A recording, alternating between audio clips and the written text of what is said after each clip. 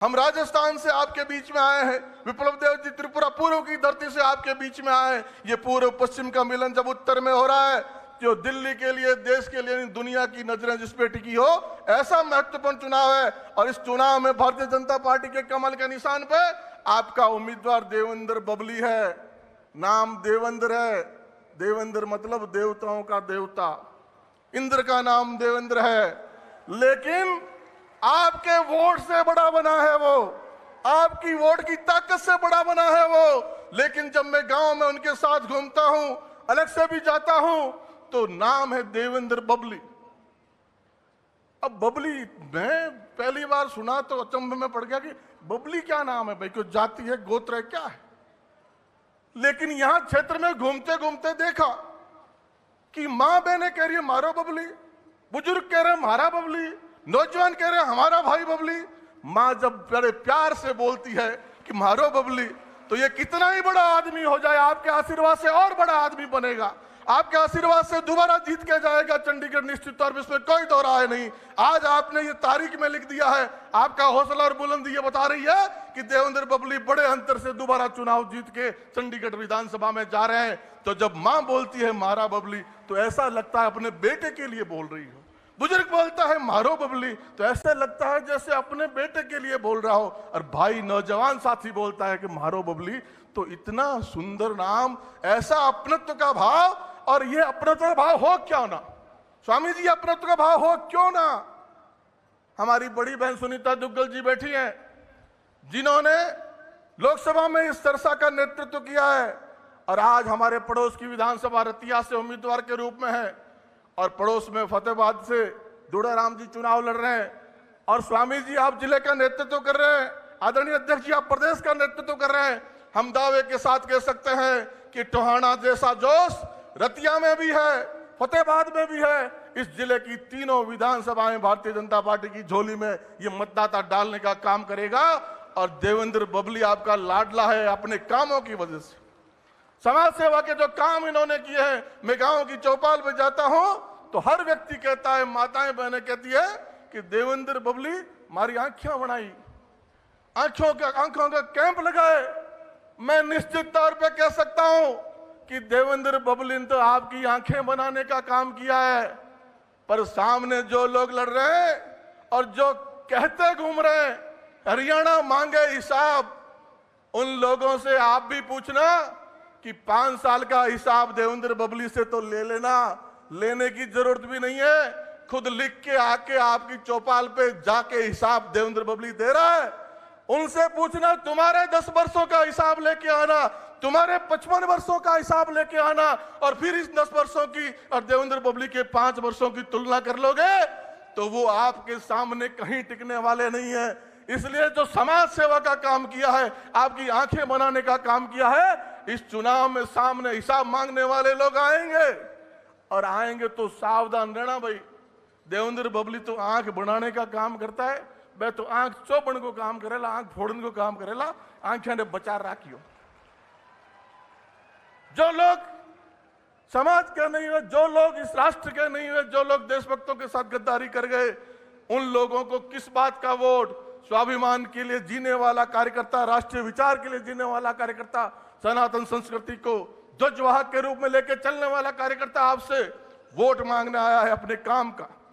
ये पर्ची और खर्ची की बात हरियाणा में बहुत चलती है कि पर्ची और खर्ची जो कांग्रेस राज में चला करती थी, इन 10 वर्षों में भाजपा के राज में समाप्त हो गई। कहीं भी पर्ची और खर्ची का जिक्र नहीं है। आपके बेटे को योग्यता के आधार पर नौकरी मिलती है, नहीं तो जिस इलाके का मुख्यमंत्री, वहां सारी नौकरियां प्रदेश की जाया करती थी, पर्ची और खर्ची से लगा करती थी। अब तो योग्यता के आधार पे आपकी नौकरियां लगा करती है। हमारे राजस्थान में भी ऐसा काम नहीं होता था, लेकिन पीछे 5 वर्ष कांग्रेस का राज था, तो युवाओं ने जब परीक्षा देने मेहनत करके, माँ बाप ने भेजा, किसान ने भेजा, मेहनत करके पढ़ा लिखा, परीक्षा देने गया, परीक्षा दे के बाहर निकला तो पता चला कि पेपर आउट हो गया। एक नहीं 5 वर्षों में 300-3400 परीक्षाओं के पेपर आउट हो गए। करोड़ों नौजवानों के भविष्य पे कुठाराघात हुआ। उनके माँ बाप के सपने तोड़ने का काम कांग्रेस की सरकारों ने किया। ये राजस्थान का कार्यकर्ता उठ खड़ा हुआ, भजन लाल जी के नेतृत्व में कार्यकर्ता के नेतृत्व में भाजपा की सरकार बनी और आज पेपर आउट करने वाले जेल की सलाखों के पीछे जा रहे हैं। चाहे वो कितना ही बड़ा आदमी हो, कितना ही बड़ा नेता हो, वो जेल की सलाखों के पीछे है। हरियाणा में भी भाजपा की सरकार ने ये पर्ची और खर्ची का कारोबार बंद करने का काम किया। इसकी गवाह ये सारे लोग हैं, पूरा हरियाणा इस बात की गवाही देता है।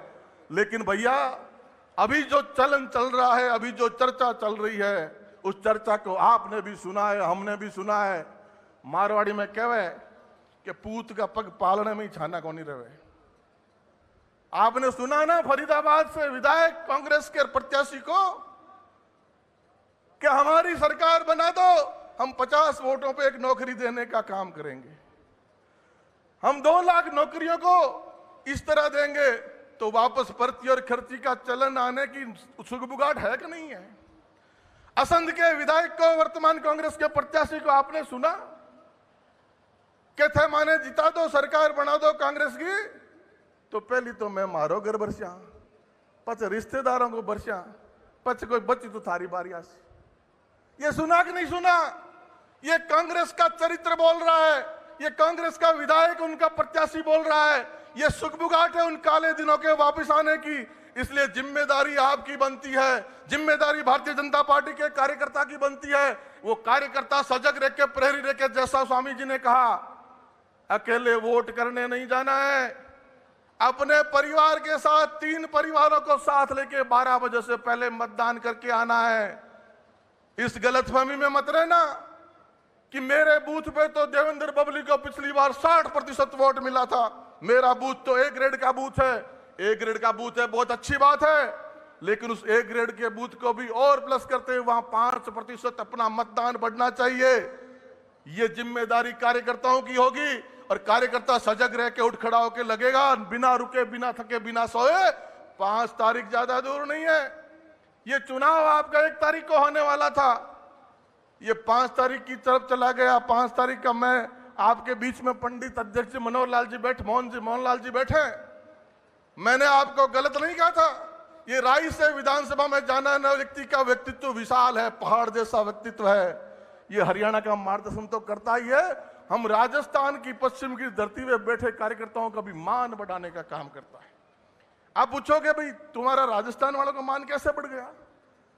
तो पंडित जी ने चिट्ठी लिखी चुनाव आयोग को कि 1 तारीख को हरियाणा का चुनाव है, 2 तारीख को राजस्थान बीकानेर नोखामेरी विधानसभा में मुक्तिधाम मुकाम पड़ता है, गुरु जम्बेश्वर भगवान का स्थान पड़ता है। वहां हरियाणा से भी हजारों श्रद्धालु माथा टेकने जाते हैं, गुरु से अरदास मांगने जाते हैं। तो चुनाव में मतदान प्रतिशत प्रभावी होगा। उन्होंने चिट्ठी लिखी, चुनाव आयोग ने चिट्ठी मानी और उनकी बात को मानते हुए हरियाणा के चुनाव 1 तारीख से 5 तारीख पे शिफ्ट हो गए। तो ये नोखा कर मुकाम का जिक्र भी आया, तो ये हमारा भी मान बढ़ा, चर्चा हो हिंदुस्तान में भी 5 तारीख हरियाणा का चुनाव शिफ्ट क्यों हुआ? कि भाई एक कारण ये था कि मुकाम मेला है। तो मैं तो कहता हूं भाई हरियाणा के निवासियों, गुरु महाराज को मानने वाले अनुयायियों, 36 बिरादरी के परिवार से जो वहां धोख लगाने जाता है, वो गुरु महाराज की धोख लगाए, आशीर्वाद ले, इस हरियाणा में हम अंदर चैन की अरदास करे और वापस आके 5 तारीख को 100% मतदान कमल के निशान पर करे। ये नेतृत्व जो हम पे विश्वास करता है, मैं आपके उदाहरण देना चाहूंगा। जब 18 का राजस्थान विधानसभा का चुनाव हुआ, भाई हम प्रदेश, हमारा प्रदेश हिंदुस्तान का सबसे बड़ा प्रदेश है, 200 विधानसभाएं हैं और हरियाणा से क्षेत्रफल में कई दर्जन गुना बड़ा है, लेकिन महत्व हरियाणा के चुनाव का हमसे भी बड़ा है। इस बात से अंदाजा लगा लेना कि आपके वोट की कीमत क्या है। जब निर्दलीय के रूप में आप इतना मदद कर सकते हैं, तो पार्टी का कार्यकर्ता का साथ इनके साथ है, सिंबल इनके साथ है और मजबूत नेता और कार्यकर्ता नेतृत्व ने आपके बीच में उम्मीदवार बना के भेजा है। इसलिए पूरी ताकत लगा देना, गलती मत करना। जैसा 18 में राजस्थान में हम कार्यकर्ताओं से हो गई, मात्र करोड़ों वोटों के बीच में सिर्फ 1.5 लाख वोटों का फर्क रह गया और राजस्थान में सरकार बदल गई।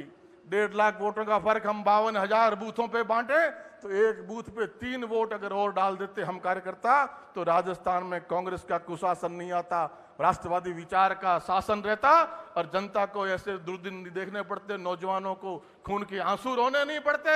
इसलिए मैं कहता हूं कार्यकर्ताओं की मेहनत का नतीजा क्या होता है, एक एक वोट कीमती है। 3 परिवारों को 12 बजे तक मतदान पे ले जाना है और 5% हमारे 60% ए ग्रेड के बूथों पे बढ़ाना है और बी ग्रेड का बहुत जहां 50% से कम मत मिला है वहां 10% मतदान हमारे विचार का बढ़ाना है। ये संकल्प लेके कार्यकर्ता जाए, तब ये जो मार्गदर्शक हमारे बीच बैठे हैं, जो नेतृत्व हमारा संगठन करता, पंडित मोहनलाल जी बैठे हैं, स्वामी जी आपके बीच में बैठे हैं, हम आपके बीच में सैकड़ों किलोमीटर से आए हैं, हमारा आना सार्थक होगा। आप पूरी ताकत से पब्लिक को आशीर्वाद देके, बहन सुनीता दुग्गल को आशीर्वाद देके और फतेहाबाद से लेके पूरे जिले की 3 विधानसभाओं पे कमल खिला के भेजेंगे, तब हम सब की मेहनत सार्थक होगी और हरियाणा के विकास को 4 चांद लगेंगे, इसमें कोई दो राय नहीं। भारत माता की।